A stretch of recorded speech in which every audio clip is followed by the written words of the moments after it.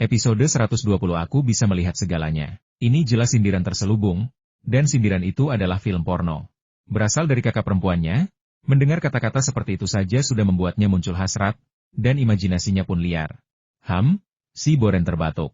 Liang Xiao akhirnya mengakhiri percakapan pribadinya dengan Xia Feng dan meninggalkan ruang tamu.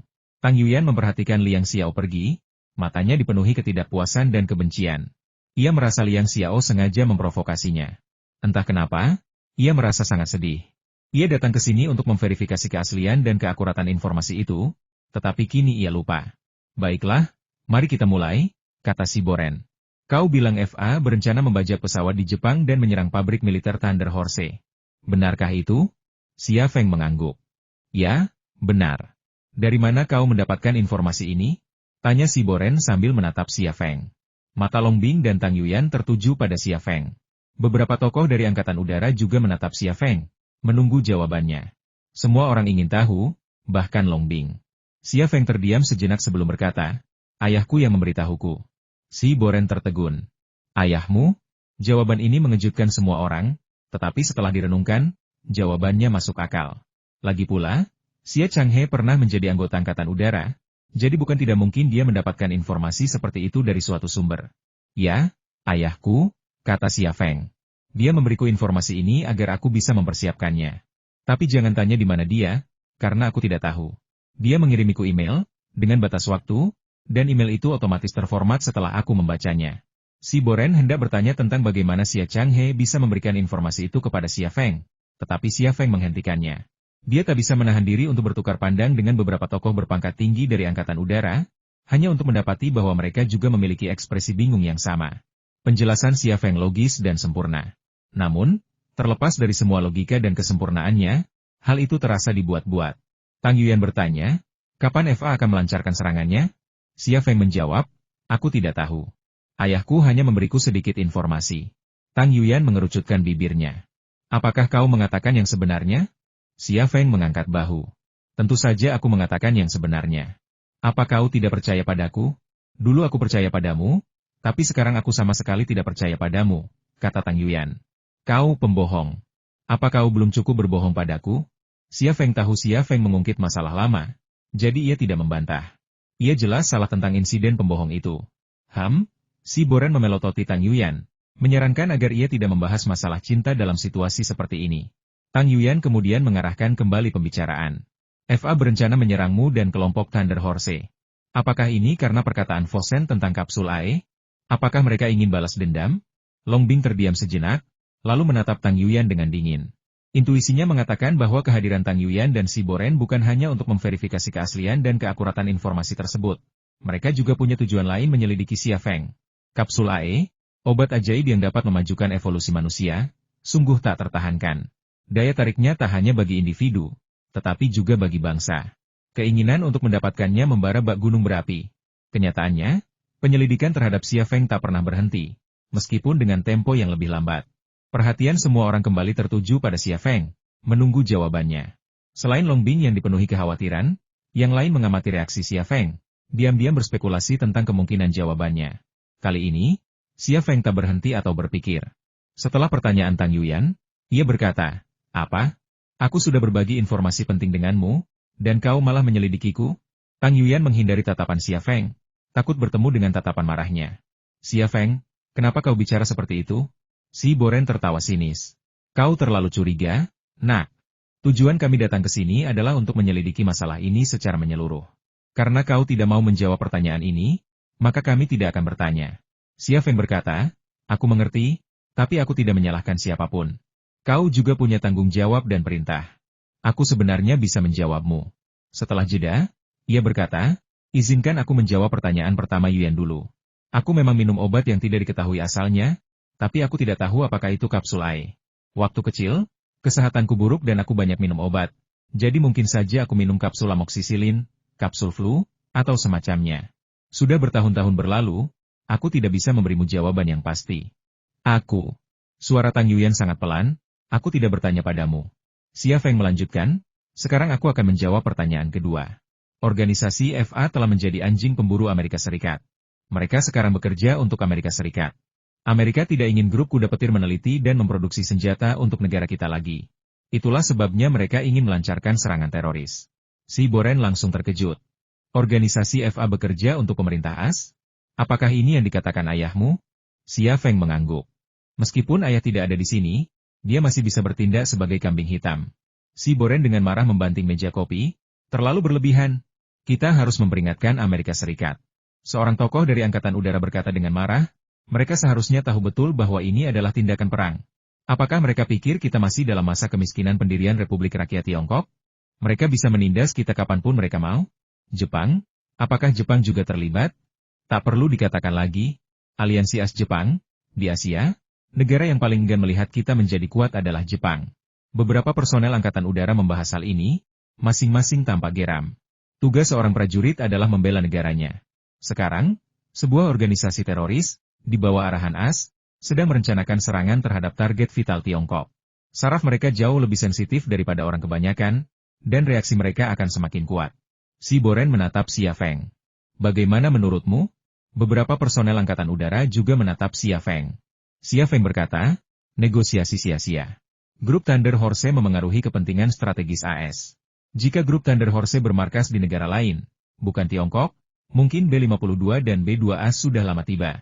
Sama seperti yang terjadi di Yugoslavia sebelumnya, mereka sama sekali tidak peduli dengan reaksi kita, dan paling banter hanya meminta maaf setelahnya. Keheningan menyelimuti ruang tamu, masa lalu bagaikan duri di hati setiap orang. Tank-tank pasukan bela diri darat Jepang menembaki saya di biathlon tank Rusia, dan 3 tank tipe 10 menembaki saya secara bersamaan. Ini sudah merupakan tindakan perang. Tapi apakah mereka peduli? Mereka sama sekali tidak peduli. Amerika Serikat mendukung mereka, dan merekalah yang menjadi tukang jagalnya. Xia Feng berkata Putri Jenderal Hattori Masao dari pasukan bela diri darat Jepang, Mei Hattori, adalah karyawan senior Lockheed Martin dan asisten Fosun. Fosun membocorkan rahasia kapsul AE di Bioforum, dan kemudian insiden ini terjadi. Bukankah tujuan mereka sudah cukup jelas? Mereka ingin kalian menyerang saya dan melumpuhkan diri kalian sendiri. Si Boren berkata apakah mereka pikir kita bodoh? Tidak ada yang akan menyerang kalian. Kalian adalah pahlawan kami, kalian harus selalu ingat ini. Xia Feng tersenyum, lalu bagaimana dengan pasukan khusus di luar rumahku? Yah, si Boren menunjukkan sedikit rasa malu, itu untuk melindungi kalian. Xia Feng berkata dengan enteng, baiklah, saya yakin pasukan khusus itu ditempatkan di sini untuk melindungi saya. Apa rencanamu? Tanya Tang Yuyan. Xia Feng berkata, saya sedang menjalankan tugas saya. Saya tidak akan terpengaruh oleh ini.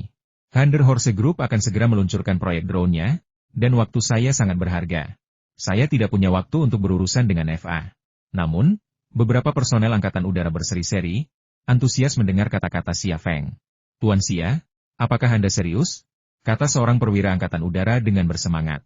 Xia Feng berkata, tentu saja benar. Thunder Horse Group tidak hanya memproduksi senjata untuk Angkatan Darat, tetapi juga untuk Angkatan Udara. Memproduksi drone hanyalah langkah pertama. Di masa depan, kami akan memiliki jet tempur dan pesawat pengebom strategi sendiri. Kami juga akan memproduksi rudal. Singkatnya, saya ingin membangun Thunder Horse Group menjadi perusahaan yang melampaui Lockheed Martin. Mereka ingin mencekik saya dan Thunder Horse Group, tetapi mereka tidak akan berhasil. Bagus. Bagus sekali. Seorang perwira Angkatan Udara lainnya menepuk meja kopi. Senjata yang diproduksi Thunder Horse Group membuat saudara-saudara kita di Angkatan Darat bangga, tetapi kita di Angkatan Udara hanya bisa iri pada mereka. Jika Thunder Horse Group memproduksi jet tempur canggih untuk Angkatan Udara kita, Angkatan Udara kita juga akan bangga, dan bajingan-bajingan yang mengganggu dan menyerbu perbatasan laut kita tidak akan berani mendekat. Tuan Xia, jangan khawatir. Perwira Angkatan Udara lainnya berkata, saya akan mengirim perusahaan pertahanan udara untuk menjaga Thunder Horse Group. Mereka akan membawa S-400. Saya ingin melihat bagaimana mereka mengebom Anda dengan pesawat-pesawat yang dibajak. Ini, Xia Feng tampak sedikit malu. Bukankah itu terlalu berlebihan? Lagi pula, Thunder Horse Group adalah perusahaan swasta. Bagaimana mungkin kami membiarkan Anda melindunginya seperti ini?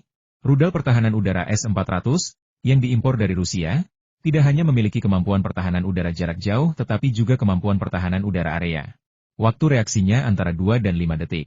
Jika FA membajak pesawat sipil, pesawat itu bisa ditembak jatuh oleh S-400 dari jarak 300 km. Bahkan tidak akan sampai ke markas Thunder Horse Group di Kyoto. Tuan Xia, Thunder Horse Group adalah kebanggaan negara dan prajurit kami. Kami mengandalkan Anda untuk membangun pesawat untuk kami.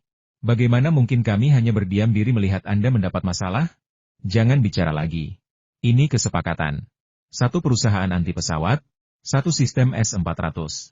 Anda akan melihatnya besok pukul ini. Perwira Angkatan Udara yang ingin melindungi Thunder Horse Group itu berterus terang dan tidak akan membiarkan Xia Feng menolak. Xia Feng tidak akan menolak, ia hanya berpura-pura sopan.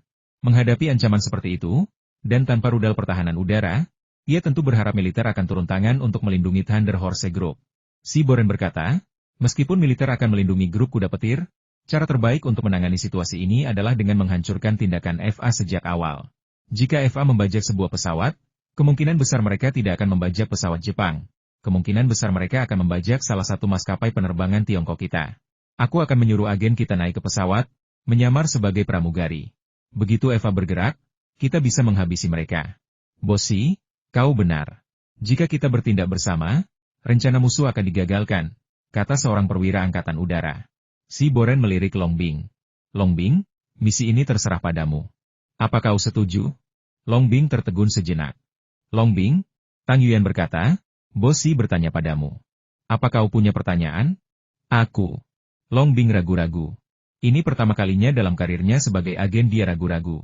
Jika dia tidak hamil, dia pasti akan menerima misi itu tanpa ragu. Namun, karena kini ia sedang mengandung anak Xia Feng, ia harus memikirkan anak itu. Melindungi anaknya, menjauhkan mereka dari bahaya dan ancaman, adalah kodrat setiap ibu. Namun, jika ia menjalankan misi ini, ia pasti akan berperang melawan FA. Bagaimana jika anak itu terluka? Si Boren mengerutkan kening. Longbing, ada apa denganmu? Apa kau tidak mau menjalankan misi ini? Kau tidak seperti ini sebelumnya. Apa yang terjadi? Tatapan Tang Yuyan beralih ke perut Longbing. Ia teringat saat Xia Feng menyentuh perut Longbing sebelumnya, dan melihat reaksi Longbing sekarang, ia langsung mengerti apa yang sedang terjadi. Saat ia menebak yang sebenarnya, hatinya tiba-tiba dipenuhi kepahitan. Hati dan hidungnya sakit, dan ia ingin bersembunyi dan menangis sekeras-kerasnya. Xia Feng menolak untuk bertunangan dengannya, dan pergi bersama Fan Fan di depan begitu banyak tamu. Sekarang ia memiliki lebih dari satu wanita di sisinya, Fan Fan. Yang lebih menyakitkan lagi adalah ia benar-benar membuat Liang Xiao dan Longbing hamil dengan anaknya. Semua ini menyakitinya. Xia Feng sepenuhnya menyadari reaksi Longbing dan tidak ingin dia menjalankan misi berbahaya seperti itu. Ia berkata, Bosi, Longbing sudah lelah beberapa tahun terakhir ini. Biarkan dia beristirahat dan berikan dia beberapa tugas kecil. Si Boren memelototi Xia Feng. Kau boleh menjadi bos grup Thunder Horse, tapi kau tidak boleh menjadi bos Biro 101. Yuyan, kau yang urus masalah ini. Tatapan Xia Feng beralih ke Tang Yuyan, sedikit khawatir dia akan membiarkan Longbing menjalankan misi ini. Karena mengenalnya dengan baik, ia tahu Tang Yuyan kemungkinan besar akan melakukannya. Tang Yuyan terdiam sejenak. Ayah Baptis, mari kita bicarakan ini di rumah. Ayo pergi, katanya, tampaknya enggan tinggal lebih lama lagi. Setelah itu, ia berbalik dan pergi. Bosi, sudah waktunya kita kembali dan membuat beberapa pengaturan. Itu saja, kata seorang perwira angkatan udara sambil berdiri. Xia Feng berdiri untuk mengantar mereka, berjabat tangan dengan beberapa perwira angkatan udara. Longbing seharusnya pergi bersama Tang Yuyan dan Si Boren, tetapi ia tetap tinggal, matanya berkaca-kaca menatap Xia Feng. Xia Feng menutup pintu ruang konferensi dan berjalan menghampiri Longbing. Tatapan mereka bertemu, masing-masing berkobar dengan api kerinduan dan cinta. Beberapa detik kemudian, Xia Feng tak kuasa menahannya lagi. Ia menarik Longbing ke dalam pelukannya dan, dengan agak kasar, mencium bibirnya. Longbing menanggapi dengan penuh gairah, memuaskan hasrat lidahnya yang penasaran. Hatinya terjalin erat dengan hatinya, terjalin erat dan tak terpisahkan. Namun, tepat ketika Xia Feng hendak bergerak lebih bersemangat, ia tiba-tiba menekan tangannya ke dada Longbing, mendorongnya menjauh. Hati-hati, peluk aku dengan lembut lain kali. Xia Feng tersenyum. Bayi kita seharusnya sangat kecil, kan? Ia mengulurkan tangan dan mengelus perutnya yang rata. Tangannya sedikit tak terkendali. Lihat, perutmu masih rata. Bersikaplah lembut meskipun begitu, kata Longbing, momen genit yang langka. Oke, aku akan lebih lembut lain kali, kata Xia Feng sambil tersenyum. Tapi, aku penasaran. Kita baru pakai obat itu beberapa waktu lalu. Kok kamu tahu kamu hamil? Sebenarnya, sejak Liang Xiao membicarakan hal ini di Meksiko, ia penasaran bagaimana Longbing bisa hamil secepat itu. Longbing berkata, haidku seharusnya datang sehari setelah kamu pergi. Tapi ternyata tidak. Aku tidak terlalu memikirkannya, tapi kemudian Fan Fan bertanya malam apa aku berhubungan seks denganmu. Denganmu. Berapa kali? Dan percakapannya sampai ke situ. Ketika ia tahu aku belum menstruasi, ia melakukan tes padaku. Dan ia bilang kecebongmu dan kecebongku telah menyatu, yang berarti aku hamil. Wajah Longbing memerah. Ternyata itu salah Fan Fan. Ia adalah salah satu ahli bioteknologi terbaik di negeri ini, dan ia punya cara untuk mendeteksi sel besar tempat kecebongnya menyatu dengan sel telur Longbing. Ternyata tidak sesulit itu. Xia Feng memeluk Longbing erat-erat, kali ini dengan sentuhan lembut. Aku sangat bahagia. Aku akan menjadi seorang ayah. Kau lupa bilang, lagi. Longbing memutar matanya. Xia Feng? Aku harus kembali, kata Longbing setelah beberapa saat yang mesra. Xia Feng berkata, berjanjilah padaku untuk tidak menjalankan misi ini. Misi ini terlalu berbahaya. Jika kau pergi ke Jepang, kau tidak hanya akan menghadapi FA, tetapi juga Biro Teknologi Tinggi Khusus Jepang dan samurai keluarga Hattori. Seseorang dari CIA AS pasti terlibat. Longbing menghela napas. Tidak bisakah aku pergi? Jika Tuan Xi dan Tang Yuyan menginginkanku pergi, aku harus pergi sesuai perintah. Xia Feng berkata, kalau begitu, mengundurkan dirilah. Datanglah padaku dan kau boleh melakukan apapun yang kau mau. Senyum masam tersungging di sudut mulut Longbing. Selain menjadi mata-mata dan membunuh orang, apalagi yang bisa kulakukan? Kau telah terlibat dalam masalah ini. Aku bisa mengurusnya sendiri. Dia berbalik dan pergi. Xia Feng berkata, kau wanitaku, ibu dari anakku. Aku harus mengurusnya. Longbing mengerucutkan bibirnya, hatinya dipenuhi kebahagiaan dan kegembiraan. Aku akan datang malam ini, katanya. Setelah jeda, senyum tersungging di wajahnya. Tapi jangan biarkan imajinasimu liar. Xia Feng tertawa canggung. Ia tidak sedang membayangkan apapun, tetapi kata-kata Xia Feng telah menggugah sebagian pikirannya. Ksatria alga hijau 15 menghilang dari pandangan, dan Xia Feng mengalihkan pandangannya, kembali ke kantornya. Ia mengeluarkan komputer pertasnya dan mulai bekerja. Ia memiliki dua tugas mempersiapkan medan perang kedua, dan mengatur informasi yang diperolehnya dari Jack dan Lockheed Martin. Masing-masing tugas ini rumit. Xia Feng segera menenangkan diri. Ia menyalakan layar komputer pertasnya dan membuka perangkat lunak saham untuk memeriksa laba rugi kemarin. Kemarin, akun keempat ksatria wanita itu kehilangan 100.000 lagi. Saham salah satu perusahaan mengalami kerugian terbesar, sementara yang lain mengalami beberapa keuntungan dan kerugian. Tetapi secara keseluruhan, situasinya seimbang. Hanya saham perusahaan itu yang berada di zona merah, tidak menunjukkan tanda-tanda pemulihan. Xia Feng mengamati grafik perdagangan saham tersebut. Di pasar saham Tiongkok, grafik semacam ini disebut grafik candlestick, menggunakan candlestick merah dan hijau untuk menunjukkan tren harga serta tren bullish dan bearish.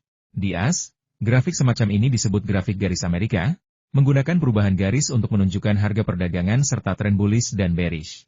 Baik grafik candlestick maupun grafik garis Amerika menggabungkan sejumlah besar data perdagangan, menunjukkan kapan seseorang membeli dan berapa banyak, kapan seseorang menjual dan berapa banyak, dan seterusnya. Informasi ini sangat besar. Rata-rata pemegang saham dapat memahami apa yang disampaikan grafik-grafik ini, tetapi mereka tidak dapat menguraikan apa yang tersembunyi di dalamnya. Namun Xia Feng berbeda. Saat angka dan grafik memasuki pikirannya, otaknya, seperti komputer, mulai bekerja dengan cepat, mencari petunjuk yang tersembunyi di dalam grafik dan angka. Hanya dalam 10 menit, senyum tersungging di bibir Xia Feng. Dalam beberapa menit itu, ia telah menemukan beberapa petunjuk. Sebuah dana memanipulasi saham ini, tetapi bukan dengan menjual, melainkan dengan membeli. Dengan membeli secara agresif selama periode penurunan harga, biaya dana tersebut sudah sangat rendah. Ia kemudian keluar dari aplikasi perdagangan saham dan mencari alamat IP perusahaan di Google. Ia hanya meneliti perusahaan tersebut sebentar sebelum membeli sahamnya, dan hanya tahu bahwa itu adalah perusahaan teknologi bernama Green Algae. Mereka terutama berfokus pada riset teknologi terapan, tetapi upaya mereka terbatas pada inovasi kecil seperti toilet pintar dan peralatan kebugaran untuk membantu penderita obesitas menurunkan berat badan. Mereka memiliki beragam produk, tetapi tidak ada yang berhasil merebut pangsa pasar. Kinerja perusahaan sedang lesu, dan baru-baru ini mencapai titik terendah. Harga sahamnya juga menurun, dan penurunannya semakin cepat. Tampaknya perusahaan itu akan segera dinyatakan bangkrut dan keluar dari pasar saham. Namun, berdasarkan petunjuk yang baru saja ia temukan, Xia Feng tahu ini hanyalah kebohongan. Beberapa menit kemudian, Xia Feng telah meretas sistem manajemen Green Algae. Firewall perusahaan swasta itu digambarkan sebagai tirai sederhana, yang mudah diakses dengan lift sederhana.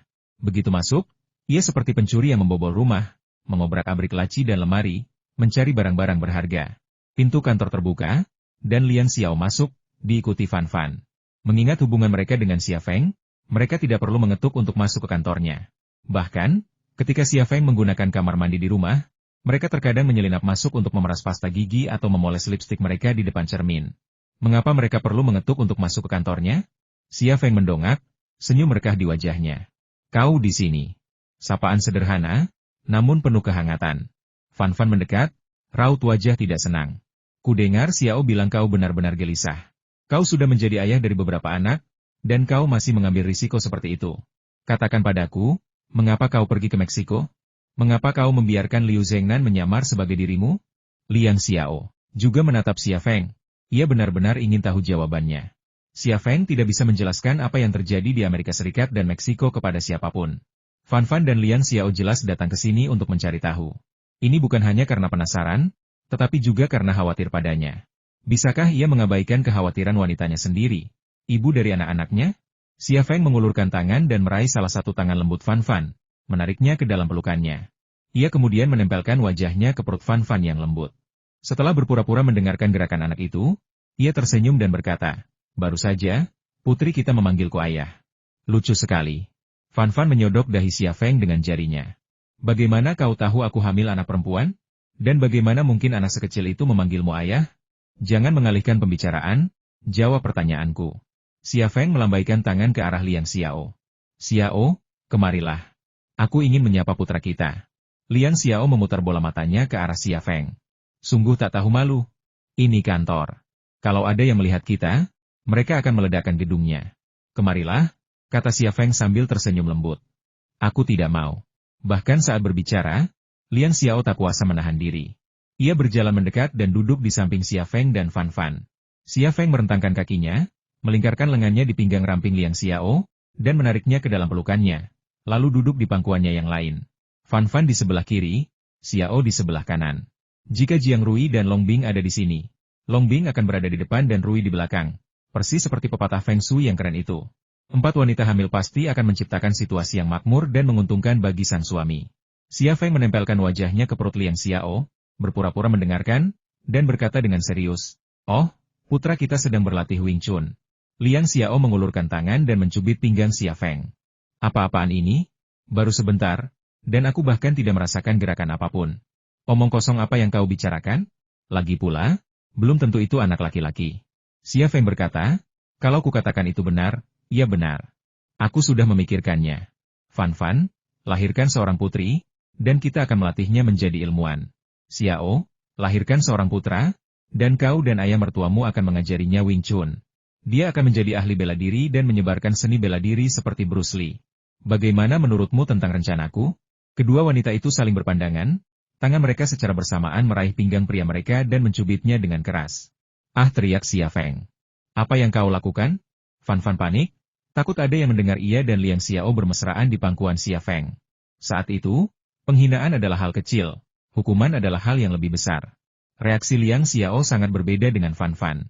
Ia tiba-tiba memeluk kepala Xia Feng, menatapnya dengan misfnya yang lembut dan montok. Apa kau mencoba membunuh kami? Liang Xiao menggertakkan giginya sambil mengomeli kekasihnya sambil menggelengkan kepala Xia Feng. Xia Feng rela diam seperti ini, dan ia menikmatinya. Ia mengartikan tindakan Liang Xiao sebagai sinyal, dan tangannya menjadi lebih agresif, serentak meraih paha kedua wanita itu. Awalnya, kedua wanita itu tidak melawan, tetapi ketika ia semakin mendekat, mereka terlepas dari pangkuannya. Bagaimana kau bisa begitu kejam? Di siang bolong, dan di kantormu? Fan Fan memelototi Xia Feng. Matanya dipenuhi gairah dan hasrat. Ia sangat sensitif, dan ia tak akan memberitahu Xia Feng, apalagi Liang Xiao, bahwa ia sudah muncul hasrat oleh kontak singkat itu. Meskipun ia tetap diam, ekspresinya benar-benar mengkhianatinya. Rona merah yang hanya muncul dalam kondisi pikiran seperti itu. Meskipun Liang Xiao tidak semalu Fan Fan, wajahnya juga memerah, campuran rasa malu, gembira, dan hasrat. Kepergian singkat bagaikan pernikahan baru, dan ini jelas terjadi pada Liang Xiao dan Fan Fan. Xia Feng berbisik, ayo kita ke ruang tamu dan bicara. Aku akan memberitahumu sebuah rahasia. Fan Fan dan Liang Xiao bertukar pandang, dan kedua wanita itu meludah bersamaan. Aku tak akan tertipu olehmu. Aku tak akan bertanya lagi. Fan Fan berkata, laki-laki punya urusan laki-laki, dan kami perempuan tak akan ikut campur dalam hal-hal yang bukan urusan kami. Tapi kau harus ingat bahwa kau tidak sendirian, kau masih punya istri dan anak-anakmu. Kau harus lebih memikirkan kami sebelum melakukan sesuatu, dan jangan melakukan hal-hal berbahaya lagi. Xia Feng merasa hangat dan tersentuh hatinya. Lalu mengangguk, baiklah, ayo kita ke ruang tamu dan bicara. Fan Fan tampak sedikit tergerak, tetapi Liang Xiao menarik Fan Fan yang ragu-ragu. Kak Fan Fan, Ayo pulang dan siapkan bahan-bahannya. Longbing akan datang nanti malam.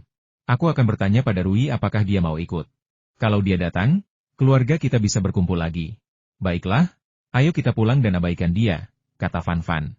Liang Xiao memelototi Xia Feng. Kau tidur di sofa malam ini? Seru Xia Feng.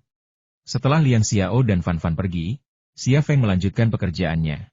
Awalnya, pikirannya dipenuhi dengan pinggul Liang Xiao dan Fan Fan yang menggairahkan, sensasi pinggul mereka yang menekan kakinya.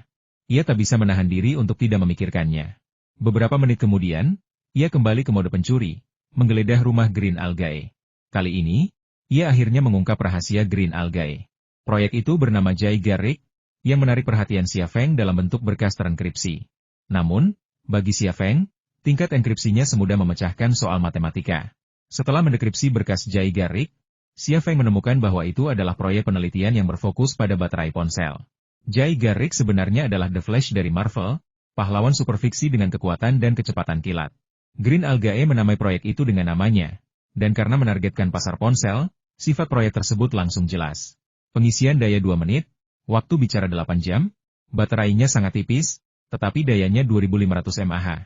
Jika baterai ini berhasil dikembangkan dan dirilis ke pasar, pasti akan mengantarkan revolusi baterai ponsel.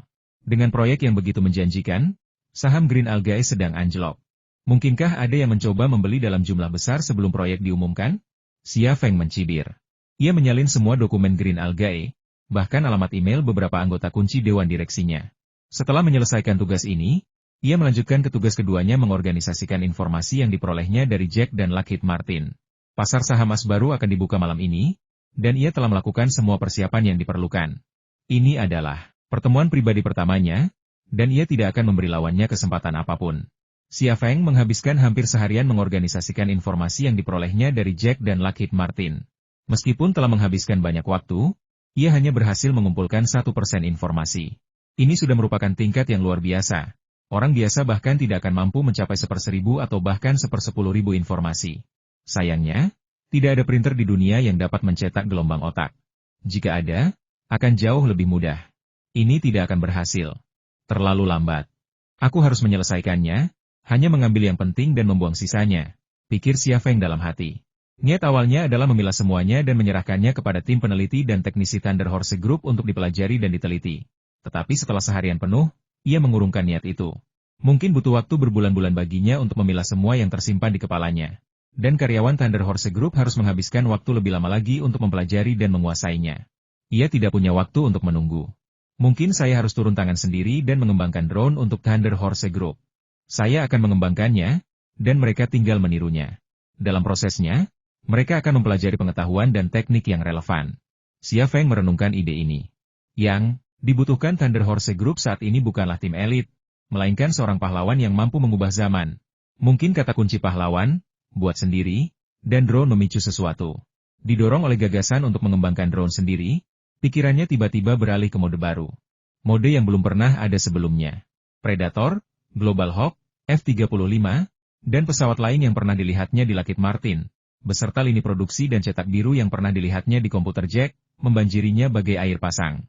Pikirannya memecahnya menjadi bagian-bagian individual, angka, dan grafik, lalu menciptakan kombinasi dan rekombinasi imajinatif. Pikiran Xia Feng bagaikan peneliti yang tak terhitung jumlahnya.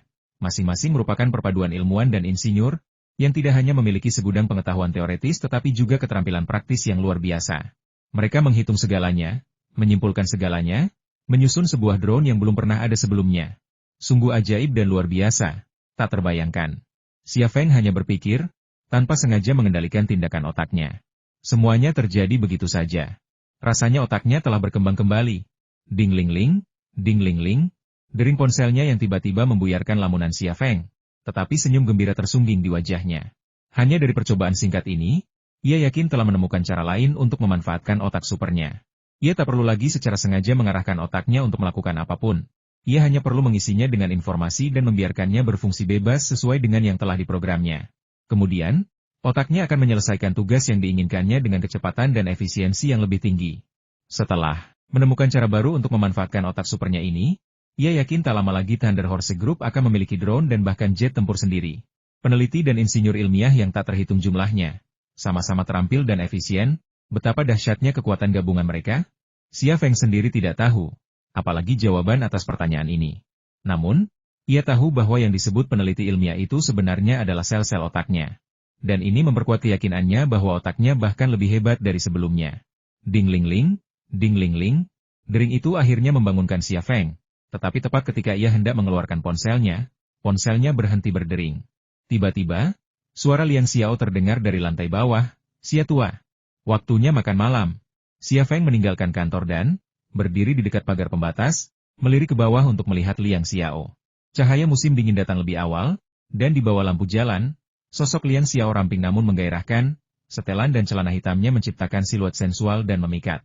Namun, citra memukau seorang elit karir ini dirusak oleh celemek yang dikenakannya ke kantor, memanggil Xia Feng pulang untuk makan malam. "Cepat! Kami semua menunggumu." Suara Liang Xiao keras, dan karena ia ada di lantai bawah, kata-katanya yang lirih tak akan terdengar. Teriakannya tak hanya terdengar oleh Xia Feng, tetapi juga oleh staf di gedung kantor dan para pekerja di lantai bawah. Banyak pasang mata tertuju pada kakak perempuan senior itu. Ada yang iri, ada yang memandangi kakinya yang jenjang, ada yang melirik bokongnya yang montok dan area dadanya yang kencang, ada yang menutup mulut dan tertawa, ada pula yang berbisik. "Kau dengar itu?" Presiden Liang memanggil Direktur Xia dengan sebutan Pak Tua Xia. "Aku khawatir kita harus menyumbang uang dan menghadiri pesta pernikahan nanti. Kita tidak tuli, tentu saja kita mendengarnya. Tapi lupakan saja sumbanganmu. Apa Direktur Xia kita peduli dengan sumbangan kecilmu? Jangan lupa, kau kan mendapatkan gaji darinya. Hehe, ini hal yang baik. Ini acara yang sangat membahagiakan. Ini, lalu siapa? Kau tidak minum obat? Bukankah tunangan Direktur Xia itu kepala Fan? Apa Direktur Liang akan mendapat masalah karena melakukan ini? Aku sangat mengkhawatirkannya. Kau tidak mengkhawatirkan apa-apa, kan? Direktur Xia itu pria macam apa? Kalau dia saja tidak bisa menangani ini, apa dia masih idola kita? Begini, waktu aku mengantar informasi ke Direktur Xia pagi ini, aku melihat dari celah jendela bahwa Ketua Fan dan Presiden Liang sedang duduk di paha Direktur Xia. Kedua tangan Direktur Xia. Kenapa kau menyentuh pantatku? Apa kau sakit? Hahaha. Di tengah obrolan dan tawa yang riuh itu, Xia Feng muncul dari gedung kantor. Ia melihat sekeliling dan tiba-tiba berkata, "Kalian semua senggang? Kenapa tidak lembur saja?" Dengan suara keras, semua orang yang melihat dan bergosip menghilang. "Orang-orang ini, aku benar-benar memanjakan mereka," gumam Xia Feng dalam hati. Ia mendekati Liang Xiao, menggenggam tangannya, dan berjalan menuju pintu. Liang Xiao dengan tenang menghadapi tatapan-tatapan yang mencuri perhatian padanya dan Xia Feng. Rui bilang dia tidak bisa datang. Tidak apa-apa. Lain kali dia datang, cobalah untuk meyakinkannya agar berhenti bekerja. Bukankah lebih baik bekerja di Thunder Horse Group? Kata Xia Feng. Baiklah, aku akan mencoba membujuknya lain kali, kata Liang Xiao. Dia sedang hamil. Setelah perutnya membesar, dia akan mempertimbangkannya. Aku akan membujuknya, dan itu pasti akan berhasil. Jiang Rui sedang hamil di luar nikah, bekerja di kantor polisi dengan perut buncit. Tidak diragukan lagi dia telah berhenti bekerja dan pindah ke Kyoto. Situasinya berbeda dengan Long Bing. Long Bing mencintai pekerjaannya seolah-olah itu adalah hidupnya. Sementara Jiang Rui hanyalah sebuah pekerjaan. Dia tidak memiliki perasaan khusus terhadap pekerjaannya, jadi dia berhenti saja. Long Bing memang datang, mengenakan rok merah, penampilan baru, dipadukan dengan stoking musim dingin berlapis bulu domba dan blazer putih. Dia tampak sangat menawan dan feminin. Xia Feng tersenyum dan berkata, "Bing, aku tidak terbiasa melihatmu berpakaian seperti ini." Long Bing berkata, "Kalian tidak terlihat cantik?" Tidak, kalian terlihat cantik seperti ini," kata Xia Feng. Long Bing tersenyum malu. "Jangan terlalu licin. Suster Fan Fan dan Xiao terlihat lebih cantik memakai rok." Fan Fan berkata, "Kalian dan Xiao terlihat lebih cantik memakai rok." Liang Xiao berkata, "Kalian berdua terlihat lebih cantik memakai rok." Ketiga wanita itu saling memuji, menciptakan suasana yang harmonis. Namun, Xia Feng sedikit kewalahan. "Yah, kalian bertiga tidak terlihat cantik memakai rok. Aku paling cantik memakai rok." Ketiga wanita itu tertawa terbahak-bahak. "Ayo makan," kata Fan Fan. Mereka berempat berkumpul di sekitar meja, menikmati hidangan lezat dan anggur merah yang harum. Mata pria itu melihat wanita itu, mata wanita itu melihat pria itu, tatapan mereka saling bertukar pandang seperti benang merah yang menenun jaring di udara, menjerat hati pria itu dan hati wanita itu. Inilah rasa rumah. Inilah cinta, dan tidak rumit. "Abing, apa yang diputuskan Bosi dan Yuyan?" tanya Xia Feng langsung. "Mereka." Long Bing ragu sejenak, lalu angkat bicara. "Mereka berdiskusi dan memutuskan untuk membiarkanku menjalankan misi itu." Xia Feng mengerutkan kening. Aku sudah menjelaskan kepada Bosi bahwa aku tidak ingin kau menjalankan misi berbahaya itu, dan dia tetap membiarkanmu pergi. Apa dia tidak menghormatiku? Xia Feng merasa sedikit tidak nyaman karena pengucilan terakhir Long Bing. Kejadian itu telah terpendam di hatinya seperti duri, dan kini muncul kembali, membuatnya merasa sangat tidak nyaman. Kesan baiknya terhadap si Boren perlahan memudar. Long Bing berkata, "Jangan begitu. Aku tahu kau melakukan ini untuk kebaikanku sendiri. Tapi kau juga tahu aku mencintai pekerjaan ini. Aku rela memberikan segalanya untuk negara ini. Aku adalah diriku sendiri, dan aku tidak bisa berubah. Lagi pula, Xiao telah meninggalkan Biro 101, dan Tang Yuyan telah menjadi direktur. Tidak ada orang lain di biro ini yang cocok untuk misi ini. Jika aku tidak pergi, siapa lagi?"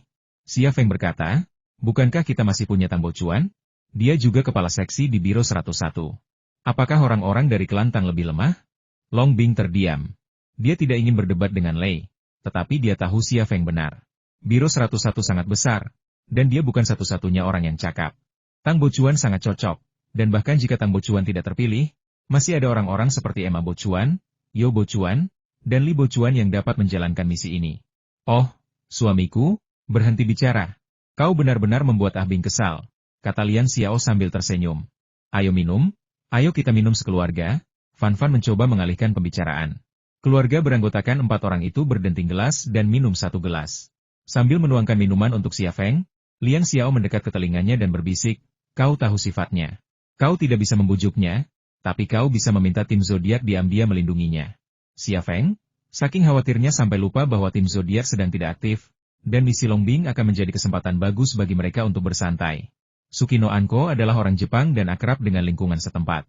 Dengan dukungan diam-diamnya, Long Bing tidak akan mendapat masalah. Kata-kata Liang Xiao membangkitkan semangat Xia Feng, dan suasana hatinya pun cerah. "Ayo minum lagi, lalu kita tidur." Ketiga wanita itu bertukar pandang. Fan Fan ragu-ragu berkata, "Sayang, kita sudah punya anak. Kau, bersabarlah." Liang Xiao menjawab, "Ya, bersabarlah." Long Bing berkata, "Meskipun aku baru hamil, aku tetap harus berhati-hati dan protektif." "Bersabarlah." Xia Feng? Ia bertanya-tanya, apakah mereka bersekongkol? Jam perdagangan musim dingin pasar saham AS adalah dari pukul 22 hingga pukul 5 di Tiongkok. Pukul 9.50, Xia Feng tiba di ruang kerjanya. Siap. Ia tidak bisa menyerang pasar saham AS seperti Soros mengguncang pasar saham Thailand dan Hong Kong. Pasar saham Thailand dan Hong Kong terlalu kecil untuk dibandingkan dengan yang terbesar di dunia. Namun, ia bisa memulai dan kemudian menyerang dengan keras. Ia tidak mempertimbangkan secara serius sejauh mana serangannya, tetapi ia memiliki tujuan yang jelas memaksimalkan dampaknya. Kapitalis Amerika selalu menyerang pasar saham dunia ketiga, menjarah kekayaan rakyat mereka, tetapi tidak ada kapitalis dunia ketiga yang pernah menyerang pasar saham AS. Terlepas dari keberhasilan atau kegagalan, Xia Feng bersedia menjadi yang pertama melakukannya. Di ruangan lain, 3 wanita berkumpul untuk mengobrol. "Apakah kita boleh menolaknya seperti ini?" Fan Fan terdengar agak khawatir. Liang Xiao tersenyum dan berkata, "Kak Fan Fan, kenapa kau begitu penakut? Pria tidak bisa dimanja, atau mereka akan menjadi tidak terkendali." Fan Fan berkata, "Tapi dia sudah lama pergi. Dia pasti membutuhkannya. Jika kita tidak memberikannya, apa yang akan dia lakukan jika dia selingkuh?" Aku memperhatikan cara keempat wanita Italia itu menatapnya sangat berbeda.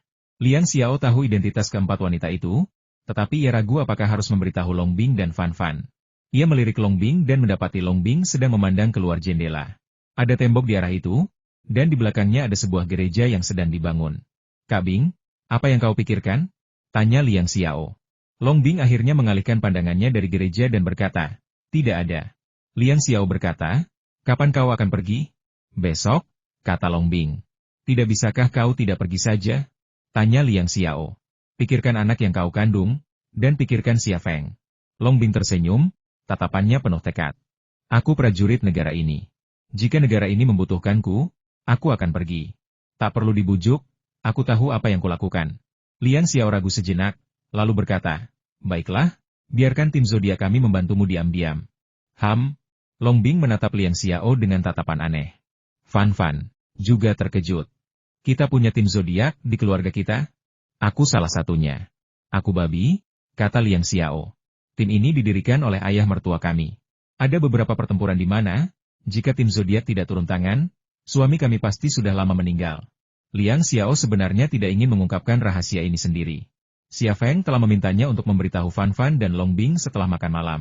Dengan Liang Xiao, si babi, yang berbicara, Long Bing dan Fan Fan lebih terbuka. Sementara itu, Xia Feng membuka aplikasi perdagangan saham dan mulai berdagang.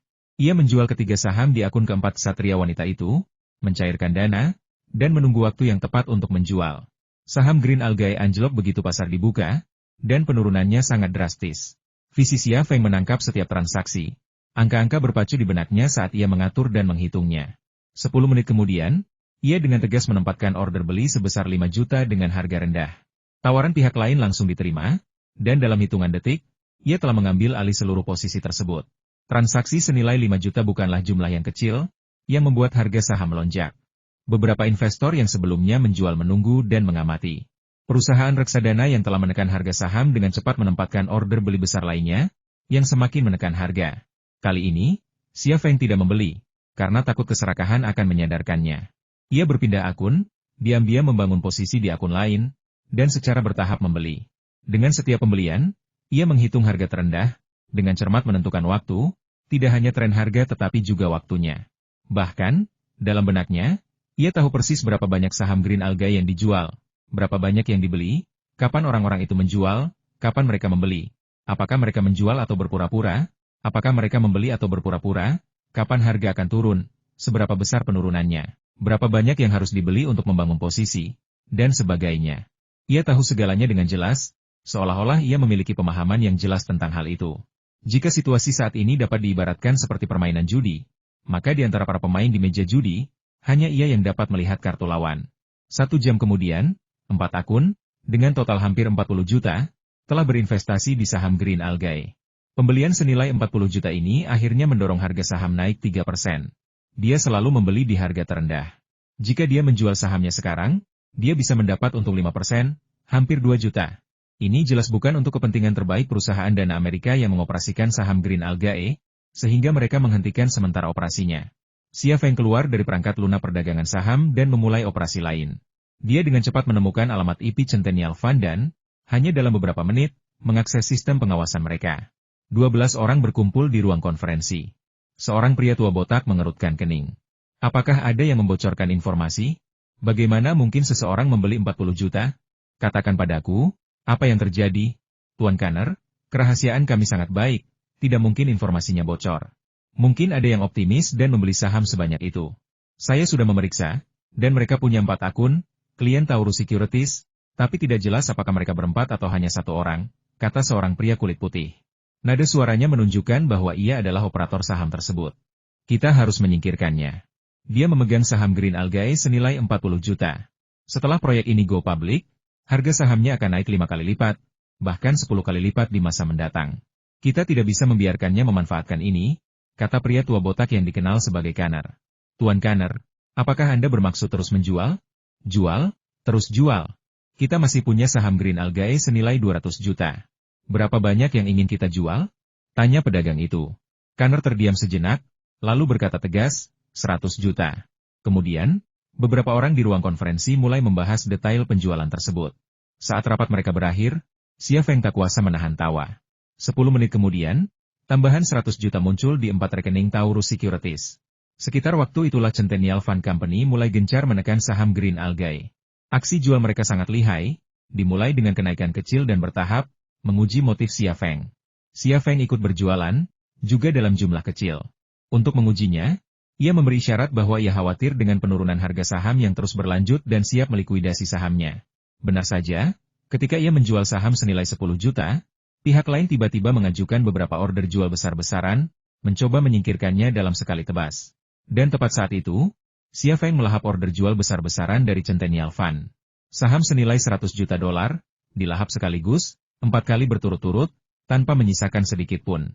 Sebelum pasar dibuka, Centennial Fund adalah pemegang saham terbesar Green Algae, tetapi kini Xia Feng telah menjadi pemegang saham terbesarnya. Xia Feng tersenyum. Ini bukan pertarungan yang adil. Dia menang dengan curang, sebuah kemenangan yang tidak adil, tapi dia bahagia. Di dunia kapital, tidak ada kebaikan atau kejahatan, yang ada hanyalah keuntungan. Modal apapun akan melakukan apa saja untuk mencapai tujuannya. Di seberang lautan, pedagang Centennial Fund memegangi kepalanya. Raut wajah penuh kepedihan. Tanah berserakan pecahan cangkir kopi bekasnya dan noda kopi coklat.